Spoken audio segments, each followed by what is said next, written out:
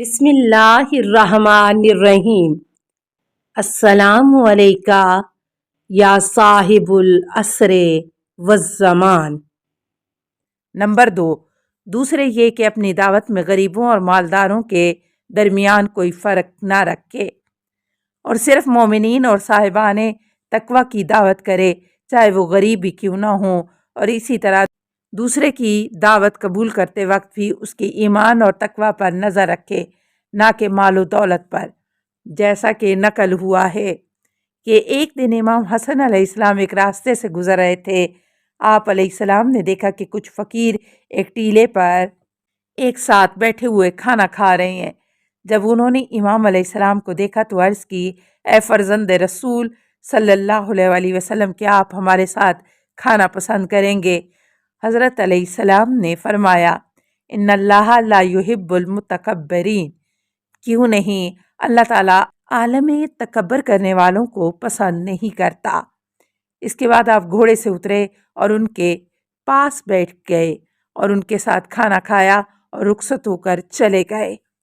اسی طرح مسافت کی دوری کی بنا پر کسی کی دعوت سے جان نہیں چھڑانا چاہیے، جیسا کہ گزشتہ سبق میں ہم نے پیغمبر اکرم صلی اللہ علیہ وسلم کی یہ حدیث نقل کی تھی کہ آپ صلی اللہ علیہ وسلم نے فرمایا ہے کہ اگر برادر مومن کی دعوت کو قبول کرنے کے لیے 5 میل جانا پڑے تب بھی اس کی دعوت میں شرکت کرو۔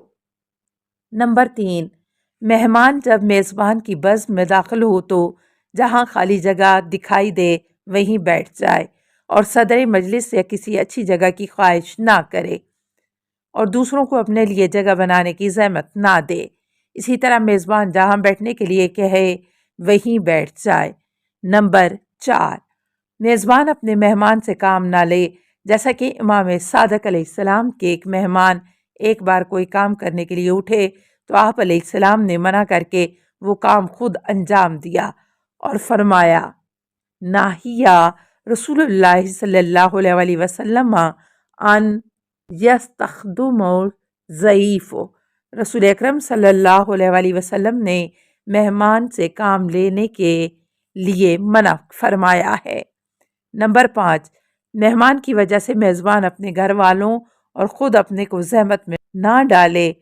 پیغمبر اکرم صلی اللہ علیہ وسلم کی ایک حدیث اس بارے میں گزر چکی ہے، جس میں آپ صلی اللہ علیہ وسلم نے اس طرح منع فرمایا ہے۔ اسی طرح ایک روایت میں آیا ہے کہ ایک شخص نے اپنے گھر حضرت علی علیہ السلام کو مدعو کیا تو آپ علیہ السلام نے فرمایا کہ اگر 3 باتوں کا وعدہ کرو گے تو میں تمہاری دعوت قبول کروں گا۔ اس نے کہا وہ 3 چیزیں کیا ہیں؟ آپ علیہ السلام نے فرمایا، لا تدخل علی شیئا من خارج ولا تدخر علی شیئا فی البیت ولا توہیہاف بالعیال، میرے لیے گھر سے باہر سے کوئی چیز نہ لانا اور نہ ہی گھر کی کوئی چیز میرے لیے خاص طور پر بچا کر رکھنا اور نہ اپنے گھر والوں کو زحمت میں ڈالنا۔ اس نے کہا مجھے قبول ہے، تو آپ علیہ السلام نے اس کی دعوت قبول کر لی۔ اصولی طور پر مہنگی دعوتیں دوستی اور محبت کے اصولوں کے برخلاف ہیں، کیونکہ ہر ایک کی مالی حیثیت برابر نہیں ہوتی، لہٰذا کم درآمد والے مومنین یا تو شرمندہ ہوں گے اور ایسی دعوتوں میں شرکت نہ کریں گے، یا پھر مقابلہ اور رقابت کی نیت سے مجبوراً اپنا سرمایہ خرچ کرنا پڑے گا، جس سے آپسی محبت میں اضافہ کے بجائے فاصلے پیدا ہو جاتے ہیں، مقابلے کے میدان میں تبدیل ہو جاتی ہیں۔ نمبر 6، دسترخوان پر بیٹھنے کے بعد میزبان سب سے پہلے کھانا شروع کرے اور سب سے آخر تک کھاتا رہے۔ امام جعفر صادق علیہ السلام نے فرمایا، کان رسول اللہ صلی اللہ علیہ وسلم اذا اکل مع القوم اولا من یضع یدہ مع القوم و آجرا من یرفعها لأن یاکل القوم، رسول اکرم صلی اللہ علیہ وسلم جب کسی کے ساتھ کھانا کھاتے تھے تو سب سے پہلے خود کھانا شروع کرتے تھے اور سب سے آخر میں ہاتھ کھینچتے تھے تاکہ دوسرے بآسانی اچھی طرح کھانا کھا سکیں اور تکلف نہ کریں۔ نمبر 7، جب مہمان گھر سے واپس جانے کا ارادہ کرے تو میزبان گھر کے دروازے تک اسے رخصت کرنے جائے۔ پیغمبر اکرم صلی اللہ علیہ وسلم نے فرمایا، اِنَّ من سنت الضعیف ان یشیع الی باب الدار، مہمان نوازی میں سنت یہ ہے کہ گھر کے دروازے تک مہمان کو رخصت کیا جائے۔ اسی طرح مہمان بھی میزبان کی اجازت کے بعد ہی گھر سے نکلے اور رخصت ہوتے وقت خندہ پیشانی کے ساتھ مسکرا کر نیز خوشی کا اظہار اور شکریہ ادا کرتے ہوئے وہاں سے رخصت ہو۔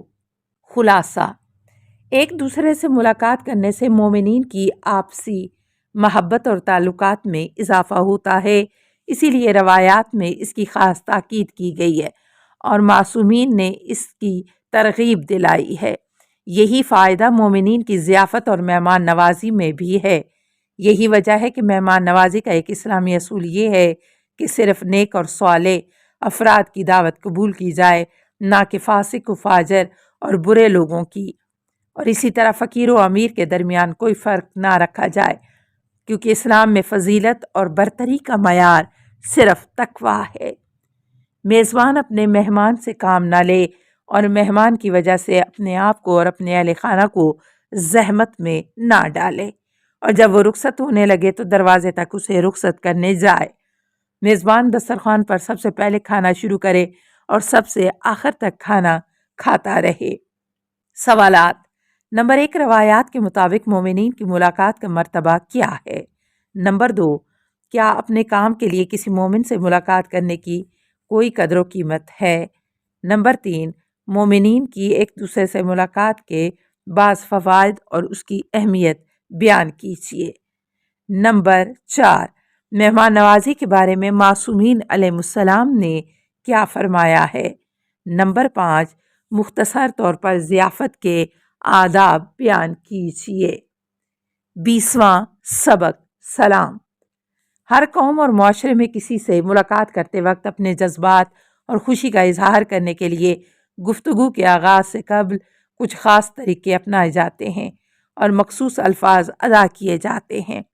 اسلامی اخلاقیات اور رسم و رواج بھی اس کام کے لیے ایک دوسرے کو سلام کرنے، مصافحہ اور معانقہ یعنی ایک دوسرے سے گلے ملنے کا حکم دیا گیا ہے، جیسا کہ امام جعفر صادق علیہ السلام کا ارشاد مبارک ہے، السلام تحیۃ لملتنا و امانہ لذمتنا، سلام ہماری ملت کا تحفہ اور ہماری طرف سے امان کی ضمانت ہے۔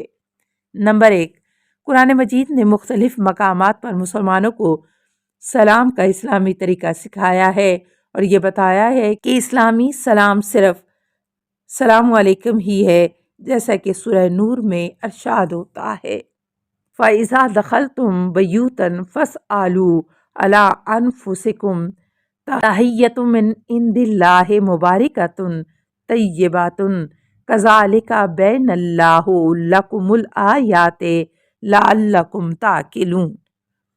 جب تم گھروں میں داخل ہو تو کم از کم اپنے سے اوپر سلام کر لو، اور یہ پروردگار عالم کی طرف سے نہایت ہی مبارک اور پاکیزہ تحفہ ہے، اور پروردگار اسی طرح اپنی آیتوں کو واضح طریقے سے بیان کرتا ہے کہ شاید تم عقل سے کام لے سکو۔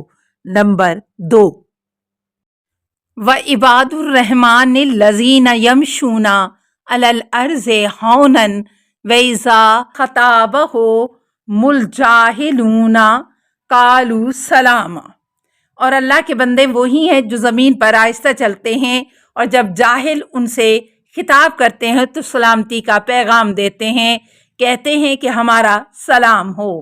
نمبر 3، جب جناب ابراہیم نے بتوں کی عبادت سے انکار کر دیا اور آپ کے چچا نے اس بات پر آپ کی مذمت کی اور آپ کو بتوں کی عبادت کرنے کی تاکید کی اور یہ دھمکی دی کہ اگر تم ایسا نہ کرو گے تو تم کو سنسار کر دیا جائے گا، السلام علیکہ یا صاحب العصر والزمان، الامان الامان الامان من فتن الزمان، السلام علیکہ یا خلیفۃ الرحمن، السلام علیکہ یا امام الانس والجان، السلام علیکہ یا مظہر الایمان، السلام علیکہ یا شریک القرآن، السلام علیکہ یا قاطع البرہان، السلام علیکہ یا امام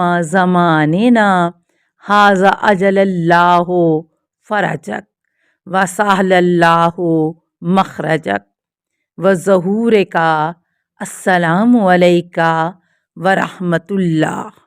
اللہم صلی علی محمد و آل محمد۔